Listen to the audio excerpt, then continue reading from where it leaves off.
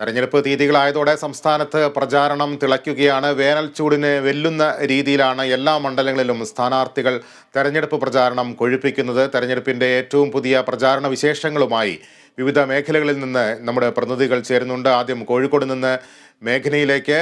മേഘന, മലബാർ മേഖലയിലാകെ വലിയ രീതിയിലുള്ള തെരഞ്ഞെടുപ്പ് പ്രചാരണം. ഇനിയും 39 ദിവസം മാത്രമാണ് സ്ഥാനാർത്ഥികൾക്കും മുന്നണികൾക്കും മുന്നിലുള്ളത്. ഓരോ വോട്ടർമാരെയും നേരിൽ കണ്ട് വോട്ടുറപ്പിക്കാനുള്ള അതിതീവ്രമായ പ്രചരണ പരിപാടികളാണ് എല്ലാവരും തന്നെയുള്ളത്. ഇന്ന് മലബാർ മേഖലയിൽ ഏതൊക്കെ പ്രമുഖ നേതാക്കൾ രംഗത്തുണ്ട്? പ്രചാരണ പരിപാടികൾ ഏതൊക്കെ രീതിയിലാണ് മുന്നേറുന്നത്? ലിബീഷ്, ഏറ്റവും പ്രധാനപ്പെട്ട കാര്യം, ഈ തെരഞ്ഞെടുപ്പ് ഔദ്യോഗികമായി പ്രഖ്യാപിക്കുന്നതിന് മുന്നേ തന്നെ മലബാറിലടക്കം കോഴിക്കോടിലടക്കം വലിയ തരത്തിലുള്ള തിരഞ്ഞെടുപ്പ് ചൂട് കാണാനുണ്ടായിരുന്നു എന്നുള്ളതാണ്. അതായത് തിരഞ്ഞെടുപ്പ് തീയതി മിനിയാന്ന് പ്രഖ്യാപിക്കുന്നതിന് മുന്നേ തന്നെ ഒരു തിരഞ്ഞെടുപ്പ് അടുത്ത പ്രതീതി ഈ മലബാറിലും കോഴിക്കോട് ജില്ലയിലും ഉണ്ടായിരുന്നു. അതിന്റെ ഒരു തുടർച്ച എന്ന രീതിയിലാണ് ഇനി തിരഞ്ഞെടുപ്പ് പ്രഖ്യാപിച്ചതിന് ശേഷം ദിവസങ്ങൾ എണ്ണിയുള്ള ഒരു പ്രചരണ പരിപാടികൾ ഉണ്ടാകുന്നത്. ഇനിയുള്ള 39 ദിവസം, ആ 39 ദിവസം എത്രയും വേഗം തന്നെ പ്രചരണം വേഗത്തിലാക്കാൻ തന്നെയാണ് എല്ലാ മുന്നണികളും ലക്ഷ്യം വയ്ക്കുന്നത്. അതിൽ പ്രധാനമായും ഈ തെരഞ്ഞെടുപ്പിന്റെ ഒരു പ്രഖ്യാപനം ഉണ്ടാകുന്നതിന് മുന്നേ തന്നെ മുന്നണികളെല്ലാം ഒന്നാം ഘട്ട രണ്ടാം ഘട്ട പ്രചരണങ്ങളൊക്കെ കഴിഞ്ഞതാണ്, പ്രചരണ പരിപാടികളൊക്കെ പൂർത്തീകരിച്ചതാണ്. അതുകൊണ്ട് തന്നെ ഇനിയുള്ള ഒരു കാര്യം എന്ന് പറയുന്നത് ഇതിന്റെ ഒരു തുടർച്ച, അതായത് ഈ പ്രചരണ പരിപാടികളുടെ ഒരു തുടർച്ച ഉണ്ടാവുക, സമയബന്ധിതമായി ഇത് പൂർത്തീകരിക്കുക എന്നുള്ളതാണ്. ഈ മലബാർ മേഖലയിൽ വ്യത്യസ്ത തരത്തിലുള്ള വിഷയങ്ങളാണ് മൂന്ന് മുന്നണികളും ഉയർത്തുന്നതിൽ. പൗരത്വ ഭേദഗതി അടക്കം, മണിപ്പൂർ വിഷയമടക്കം, കർഷക സമരമടക്കം രാജ്യാന്തര ശ്രദ്ധ നേടുന്ന വിഷയങ്ങളും മാത്രമല്ല കോഴിക്കോട് ജില്ലയിലെയും മലബാറിലെയും വികസന പ്രവർത്തനങ്ങളും വികസന നേട്ടങ്ങളും അടക്കം ഇവിടെ ചർച്ചയാവുന്നുണ്ട്. മലബാറിന്റെ ഏറ്റവും വലിയ പ്രത്യേകത എന്ന് പറയുന്നത് ഓരോ സ്ഥലത്തും ഓരോ ജനങ്ങളും സാധാരണക്കാരും ഇതുപോലുള്ള രാഷ്ട്രീയ വിഷയങ്ങൾ കൃത്യമായി സംസാരിക്കുന്നു. ആ കൃത്യമായിട്ടുള്ള രാഷ്ട്രീയ വിഷയങ്ങൾ നോക്കിക്കൊണ്ട് തന്നെയാണ് മുന്നണികൾക്ക് വോട്ടായി തീരുക എന്നുള്ളതാണ്. എന്തായാലും മൂന്ന് മുന്നണികളും LDF-ഉം UDF-ഉം BJP-യും പ്രമുഖ വ്യക്തികളെ കണ്ടുകൊണ്ടും വിവിധ മണ്ഡല കൺവെൻഷനുകളിൽ പങ്കെടുത്തുകൊണ്ടും കോളേജുകൾ സന്ദർശിച്ചും പല റോഡ് ഷോ അടക്കം നടത്തിക്കൊണ്ട് വോട്ടുറപ്പിക്കാനും പരമാവധി ഇനിയുള്ള 39 ദിവസം പരമാവധി വോട്ടർമാരെ കാണുക എന്നുള്ളത് തന്നെയാണ് പ്രധാനപ്പെട്ട വിഷയം. പല രാഷ്ട്രീയ വാഗ്വാദങ്ങൾ ഉണ്ടാകുമ്പോഴും ഈ പ്രചരണത്തിൽ ഏറ്റവും കൂടുതൽ വേഗം നേടുക എന്നുള്ളതും പ്രധാനപ്പെട്ട വിഷയമാണ്. ഇവിടെ ഇടതുമുന്നണിയാണ് കുറച്ച് പ്രചരണ വിഷയത്തിൽ മുന്നോട്ട് എന്ന് പറയേണ്ടി വരും. കാരണം അവർ ഔദ്യോഗിക പ്രഖ്യാപനം വരുന്നതിന് മുന്നേ തന്നെ ഈ പ്രചരണവും സ്ഥാനാർത്ഥി പ്രഖ്യാപനവും ഒക്കെ നടത്തിയതാണ്. അതുകൊണ്ട് തന്നെ പ്രചരണവും കുറച്ച് വേഗത്തിലാണ്. പക്ഷേ ഈ പ്രചരണ വേഗം കുറച്ച് ദിവസങ്ങൾ കൊണ്ട് തന്നെ ആ ഒരു വേഗം കൈവരിക്കാൻ പറ്റുമെന്നുള്ള പ്രതീക്ഷയിലാണ് UDF-ഉം. എന്തായാലും ഇവിടെ മത്സരം ശക്തമാണ്. മറ്റൊരു പ്രധാനപ്പെട്ട കാര്യം എന്ന് പറയുന്നത് മലബാറിൽ കണ്ണൂരിലും കാസർഗോഡിലും കോഴിക്കോടും അടക്കം പ്രവചനാതീതമായ മത്സരം നടക്കുന്നു എന്നുള്ളതാണ്. അതായത് മത്സരഫലം പ്രവചിക്കാൻ പറ്റാത്ത രീതിയിലുള്ള വലിയ മത്സരം നടക്കുന്നു.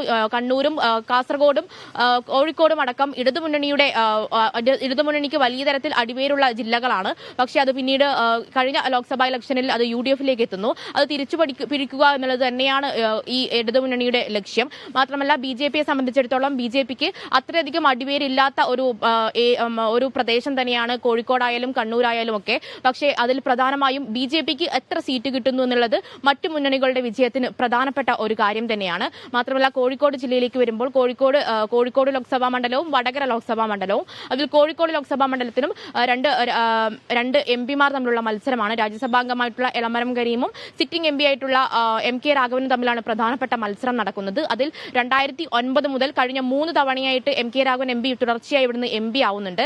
അതിൽ പ്രധാനമായും ഈ MK രാഘവൻ MP കോഴിക്കോട് ജില്ലയിൽ പ്രധാനമായും വികസന പ്രവർത്തനങ്ങൾ മുന്നോട്ട് കൊണ്ടുവന്നില്ല എന്നുള്ള ഒരു ആരോപണം ഇടതുമുന്നണി ഉന്നയിക്കുന്നുണ്ട്. അതിൽ എയിംസ് അടക്കമുള്ള കോഴിക്കോട് ജില്ലയിൽ വരുമെന്ന് പറഞ്ഞ എയിംസ് അടക്കമുള്ള വിഷയങ്ങൾ ഇടതുമുന്നണി രംഗത്തിറക്കുന്നുണ്ട്. മാത്രമല്ല പൗരത്വ ഭേദഗതി അടക്കം, കാർഷിക ബില്ലും കാർഷിക നിയമങ്ങളും മണിപ്പൂർ വിഷയങ്ങളടക്കം ഇവിടെ ചർച്ചയാവുന്നുണ്ട്.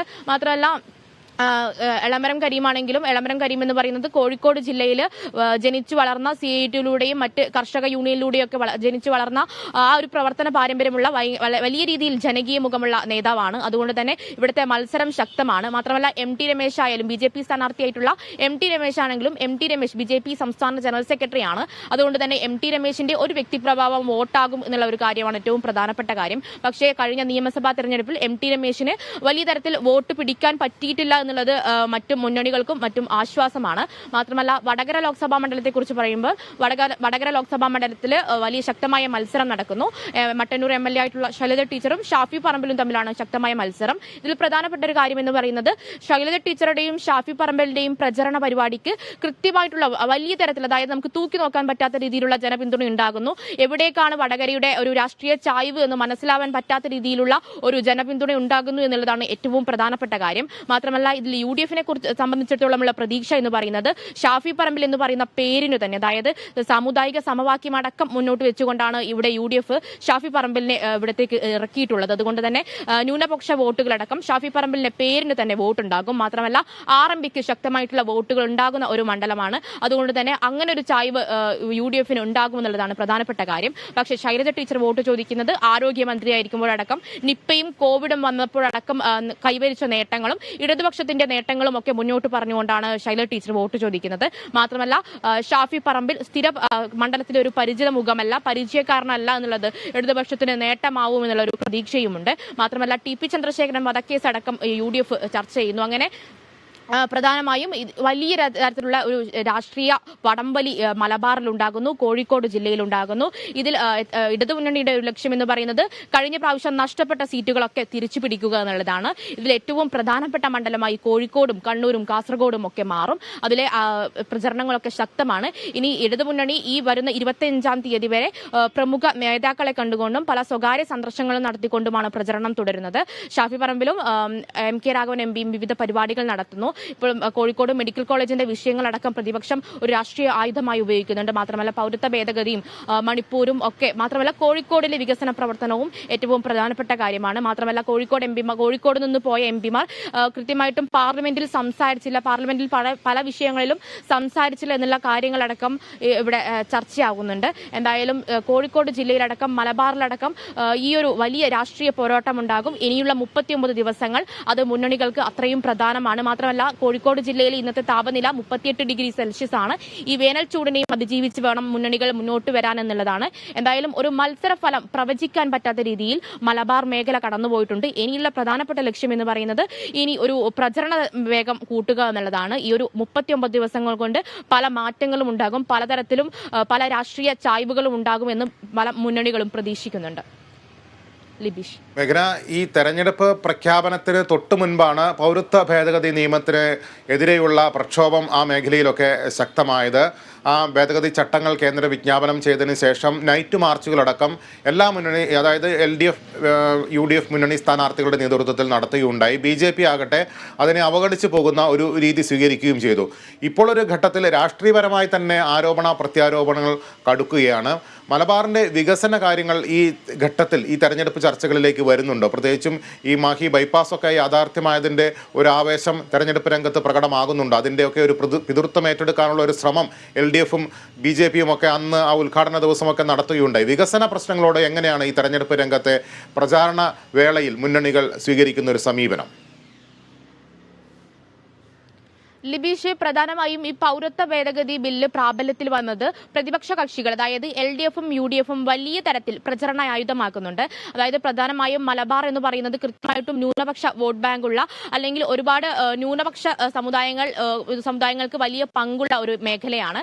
അതുകൊണ്ട് തന്നെ ഈ പൗരത്വ ഭേദഗതി ഏറ്റവും പ്രധാനപ്പെട്ട ഒരു ന്യൂനപക്ഷ വിഷയമായി ഉയർത്തിക്കൊണ്ട്, പ്രധാനപ്പെട്ട തിരഞ്ഞെടുപ്പ് വിഷയമായി ഉയർത്തിക്കൊണ്ട് തന്നെ മുന്നണികൾ മുന്നോട്ട് വരുന്നുണ്ട്. അതിൽ പ്രധാനമായും അന്ന് പൗരത്വ ഭേദഗതി കേന്ദ്ര സർക്കാർ പ്രാബല്യത്തിൽ വരുത്തി ആ ദിവസം തൊട്ട് ഇവിടെ വലിയ തരത്തിലുള്ള പ്രക്ഷോഭങ്ങളും പ്രതിഷേധ പരിപാടികളും ഒക്കെ നടക്കുന്നുണ്ട്.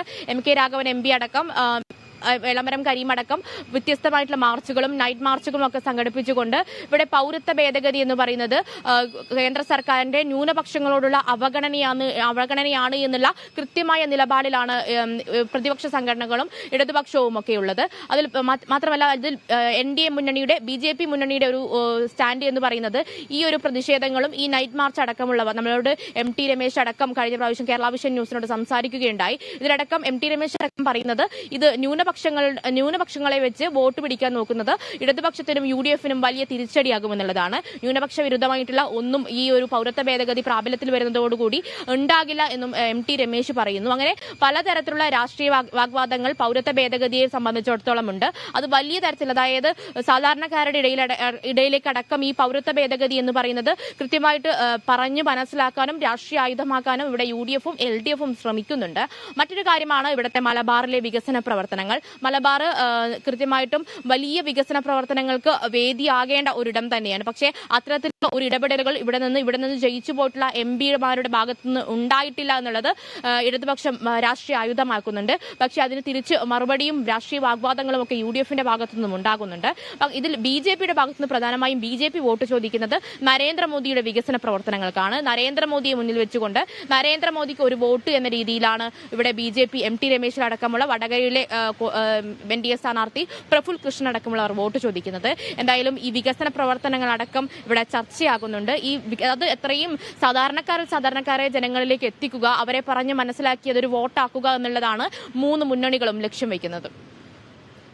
ശരി മേഘന, ഇപ്പോൾ കൊച്ചിയിൽ നിന്നുള്ള തെരഞ്ഞെടുപ്പ് വിശേഷങ്ങളുമായി AT അശ്വതി ചേരുന്നുണ്ട്. അശ്വതി, മധ്യകേരളം UDF-നെ സംബന്ധിച്ച് അവരുടെ ഒരു കോട്ടയെന്ന് പറയുമ്പോഴും LDF സവിശേഷമായ പ്രചരണ രീതികളും അവരുടെ സംഘടനാപരമായ കെട്ടുറപ്പുമൊക്കെ ഏറ്റവും പ്രകടമാക്കുന്നത് ഈ തെരഞ്ഞെടുപ്പ് വേളയിൽ തന്നെയാണ്. സംസ്ഥാന സർക്കാരിൻ്റെ വികസന നേട്ടങ്ങൾക്കൊപ്പം കേന്ദ്രവിരുദ്ധ പ്രചരണം ആളിക്കത്തിക്കുക കൂടി LDF-ന്റെ തെരഞ്ഞെടുപ്പ് പ്രചരണ തന്ത്രങ്ങളിലൊക്കെ നമുക്ക് കാണാം. ഇന്ന് മധ്യകേരളത്തിൽ ഏതൊക്കെ പ്രമുഖ നേതാക്കളുണ്ട്? പ്രത്യേകിച്ചും ഇന്നലെയൊക്കെ EP ജയരാജന് എതിരെയുള്ള ആരോപണം VD സതീശൻ കടുപ്പിക്കുന്ന ഒരു സ്ഥിതിവിശേഷം ഇന്നലെ തെരഞ്ഞെടുപ്പ് രംഗത്ത് കാണാൻ കഴിഞ്ഞു. EP ജയരാജൻ അതിന് മറുപടി പറയുകയും ചെയ്തു. എന്നാൽ ആ ആരോപണം ഇതുവരെയും UDF ഉപേക്ഷിച്ചിട്ടില്ല. ആ ഒരു സാഹചര്യമാണ് ഇപ്പോൾ നിലനിൽക്കുന്നത്. ഇന്ന് ഏതൊക്കെ രീതിയിലുള്ള പ്രചരണ പരിപാടികളാണ് മധ്യകേരളത്തിൽ പൊതുവായി നടക്കുന്നത്? ലിബീഷ്, ഇന്ന് ഹൈബി ഈഡന്റെ പരിപാടികളിൽ ഇന്ന് രമേശ് ചെന്നിത്തലയുണ്ട്. വൈകിട്ട് 5 മണിക്ക് തൃപ്പൂണിത്തുറ നിയോജക മണ്ഡലം കൺവെൻഷനിലാണ് രമേശ് ചെന്നിത്തല ഇന്ന് പങ്കെടുക്കുന്നത്. അതിൽ ഒരു പക്ഷേ ഇതിന് സമാനമായ VD സതീശൻ എൻ്റെ ആരോപണങ്ങൾക്കും അതുപോലെ തന്നെ LDF-നെതിരെ ആയിട്ടുള്ള ആരോപണങ്ങൾക്കുമൊക്കെ സമാനമായിട്ടുള്ള രീതിയിലുള്ള പ്രതികരണങ്ങൾ രമേശ് ചെന്നിത്തലയുടെ ഭാഗത്തു നിന്ന് ഇന്ന് ഉണ്ടാകാനുള്ള സാധ്യതയുണ്ട്. രാവിലെ ഹൈബി ഈഡന്റെ പരിപാടികൾ ആരംഭിച്ചിരിക്കുന്നത് മാടവന ജംഗ്ഷൻ, പള്ളുരുത്തി മേഖലകളിൽ നിന്നൊക്കെയാണ്. ഇവിടെ നിന്നും വൈകുന്നേരത്തോടു കൂടിയാണ് ഇത്തരത്തിൽ രമേശ് ചെന്നിത്തലയുടെ പരിപാടി ഉണ്ടാവുക. ഗോൾഡ് സൂക്കിലാണ് അതായത് ഇന്ന് പശ്ചിമ കൊച്ചിയുടെ ഭാഗങ്ങളിലും അതുപോലെ തന്നെ ഈ കൊച്ചി സിറ്റിയിലുമാണ് പ്രധാനപ്പെട്ട പരിപാടികൾ ഇന്ന് ഹൈബി ഈഡന്റേതായിട്ടുള്ളത്. മറ്റ് പരിപാടികൾ ഇന്ന് പ്രധാനപ്പെട്ടത് എന്ന് പറയുന്നത് പത്മജ വേണുഗോപാലിനെ ഇന്ന് പത്മജയുടെ വീട്ടിൽ, അതായത് കൊച്ചിയിലെ ചിലവന്നൂരിലുള്ള വസതിയിൽ ഇന്ന് ഡോക്ടർ KS രാധാകൃഷ്ണൻ, അതുപോലെ തന്നെ മേജർ രവി, ജില്ലാ പ്രസിഡന്റ് അഡ്വക്കേറ്റ് BJP-യുടെ ജില്ലാ പ്രസിഡന്റ് അഡ്വക്കേറ്റ് KS ഷൈജു എന്നിവർ സന്ദർശിക്കുന്നുണ്ട്. 10:30 കൂടിയാണ് ഈ സന്ദർശനം പറഞ്ഞിരിക്കുന്നത്. ഇന്ന് ചിലവന്നൂരിലെ വീട്ടിൽ വെച്ച് BJP സ്ഥാനാർത്ഥിത്വവുമായി ബന്ധപ്പെട്ട കാര്യങ്ങളും ഒരുപക്ഷെ മുന്നോട്ടുള്ള BJP-യുടെ ഈ തെരഞ്ഞെടുപ്പുമായി ബന്ധപ്പെട്ട പ്രധാനപ്പെട്ട തീരുമാനങ്ങളൊക്കെ ഉണ്ടാകാനുള്ള ഒരു സാധ്യതയാണ് ഇന്നുള്ളത്. എന്തായാലും 10:30 മണിക്കാണ് ഈ സന്ദർശനം പറഞ്ഞിരിക്കുന്നത്. അതുപോലെ തന്നെ ചാലക്കുടി മണ്ഡലവുമായി ബന്ധപ്പെട്ട ചില റോഡ് ഷോകളും മറ്റും ഇന്ന് പറഞ്ഞിട്ടുണ്ട്. അങ്കമാലി LF ജംഗ്ഷൻ വരെയാണ് 5 മണിക്ക്, വൈകുന്നേരം 5 മണിക്ക് ഈ റോഡ് ഷോ പറഞ്ഞിട്ടുള്ളത്. ഇത്തരത്തിലുള്ള പരിപാടികളാണുള്ളത്. അതുപോലെ തന്നെ ഇന്ന് AK ശശീന്ദ്രൻ ഇന്ന് ഇവിടെ കൊച്ചിയിലുണ്ട്. അദ്ദേഹം 11 മണിയോടുകൂടി മാധ്യമങ്ങളെ കാണുമെന്നാണ് വ്യക്തമാക്കിയിരിക്കുന്നത്. പ്രസ് ക്ലബിൽ വെച്ചാണ് അദ്ദേഹം മാധ്യമങ്ങളെ കാണുന്നത്. ഒരുപക്ഷെ അദ്ദേഹവും പല കാര്യങ്ങളും ഈ ഒരു തെരഞ്ഞെടുപ്പ് പ്രഖ്യാപിച്ചിരിക്കുന്ന ഒരു ഘട്ടത്തിൽ അദ്ദേഹത്തിൻ്റെ ഭാഗത്തു നിന്ന് ചില കാര്യങ്ങളൊക്കെ പറയാനോ ഒക്കെയുള്ള ഒരു സാധ്യത ഇന്നുണ്ട്. ഇന്ന് 10:30-ക്കും അതുപോലെ തന്നെ 11 മണിക്കും വളരെ പ്രധാനപ്പെട്ട കാര്യങ്ങൾ ഉണ്ടാകാനും അല്ലെങ്കിൽ പ്രതികരണങ്ങൾ ഉണ്ടാകാനുമുള്ള സാധ്യതകളാണ് കാണുന്നത്. ലിബീഷ്.